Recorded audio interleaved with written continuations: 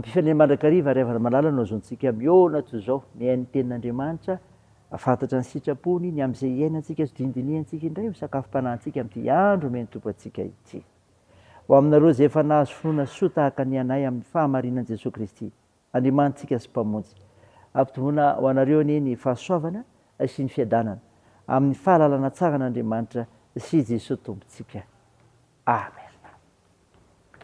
Sabotsy 12 Oktobra 2022 imanjenantsika lohateny hoe miavao amin'ny tompo ny mpino. Andeha ry havana idera sy ankalazan'Andriamanitra isika. Mandrenesa izao ry fihena rehetra, mihaino ry mponina rehetra amin'izao tontolo izao, na ny ambany na ny ambony, na ny manan-karena na ny malahelo. Ny vavako hiteny fahendrena, ary ny fiheritretan'ny foko dia fahalalana. Angilana ny sofoka haino ateny aho, ary hanonona teny sarim-pantarina ampiarahako amin'ny dokanga. Nahoana natao ohatra amin'ny andro fahoriana aho, noho ny manodidina ny ara-tsy ny mpamingana, dia izay matoky ny hareny sy mirehire amin'ny habehan'ny fananany, tsy misy mahafitra ny rahalahy akory, na mahazo mamehan'Andriamanitra izay avony. Miderany Jehovah fa tsara izy, eny mandrakizay ny famindram-pony. Amen.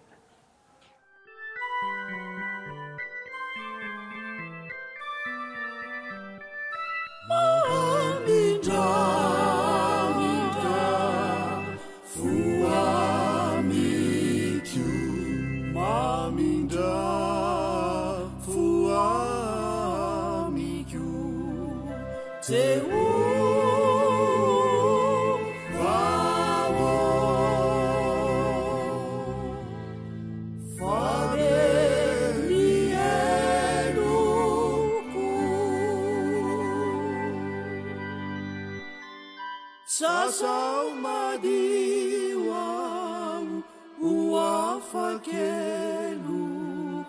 umendika nilapana umendika mendika mendika mendika umendika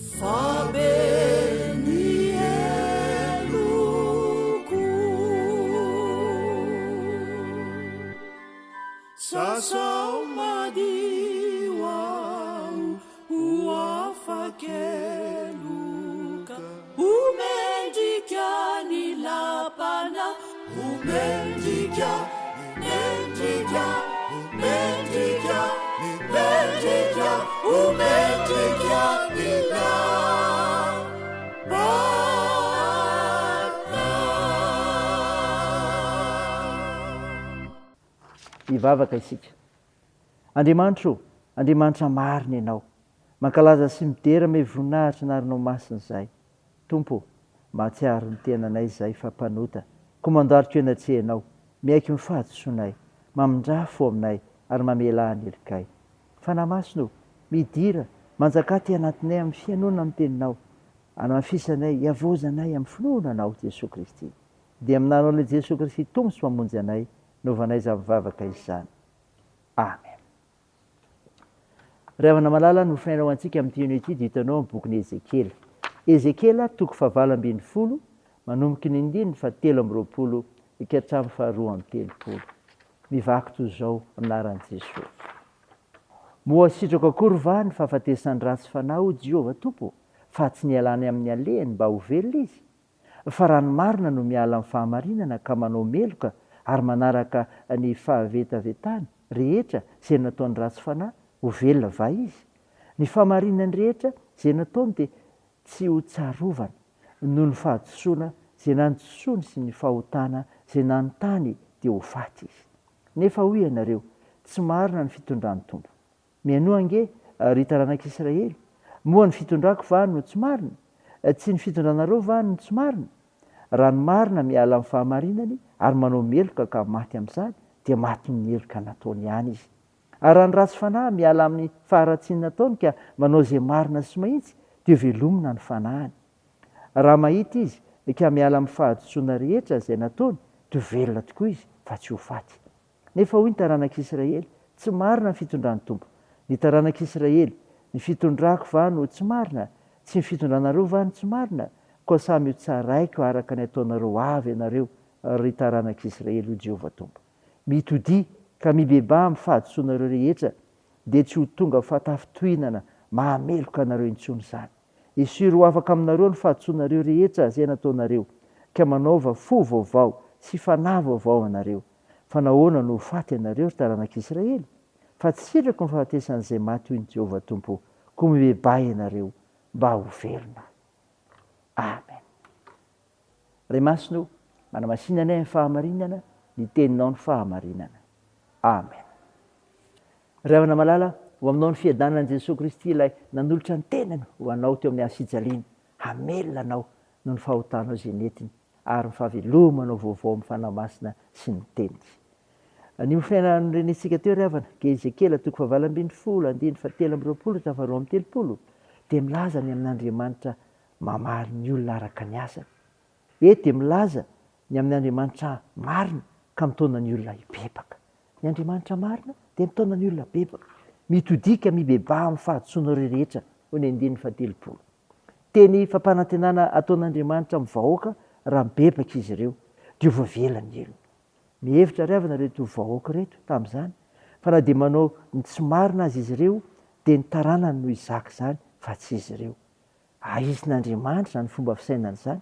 Samy mizaka ny vokatry ny fahotany ny olona tsirairay ka mila mibebaka. Noho izany, marina ny fitsaran'Andriamanitra amin'ny olona, tompony andraikitra amin'ny fahotany vita ny tsirairay ka mila miverina amin'Andriamanitra amin'ny alalan'ny finoanan'i Jesosy Kristy irery ihany no ahafahana mibebaka. Ka izao miveren'Andriamanitra, mibeba ny amin'ny fahotanao. Ny Andriamanitra marina koa ry havana dia mitondra ny olona amin'ny fiainany. Izany koa nefa mitondra ny olona amin'ny fiainany. Hoy ny 9:30. Ka manaova fo vaovao sy fanahy vaovao anareo, fa nahoana no faty ianareo ry taranak'Israely?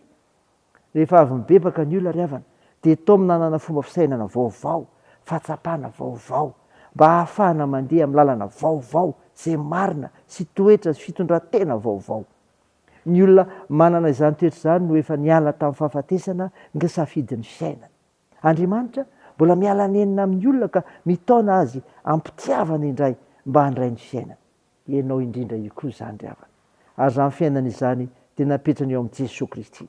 Ka ny olona misafidy hanana toetra sy fomba fisainana araka an'i Jesosy Kristy no manana fiainam-baovao.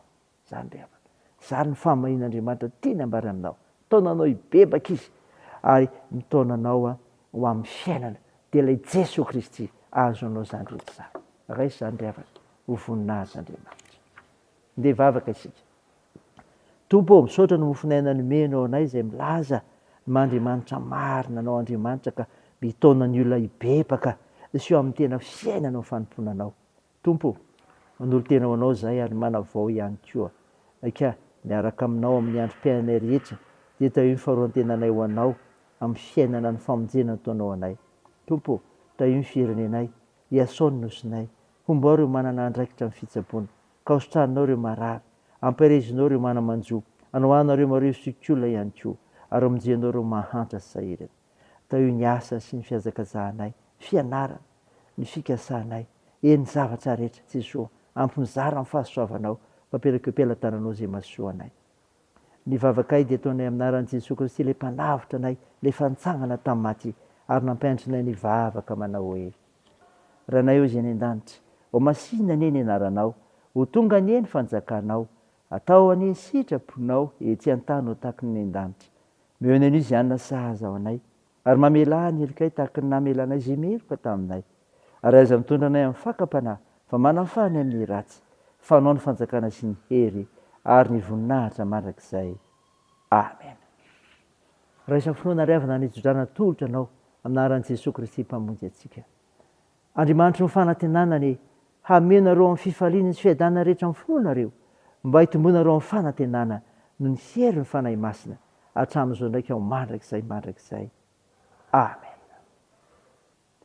Ho an'Andriamanitra hery ny voninahitra amin'ny anaran'ny Ray sy ny Zanaka ary ny fanahy masina. Amen.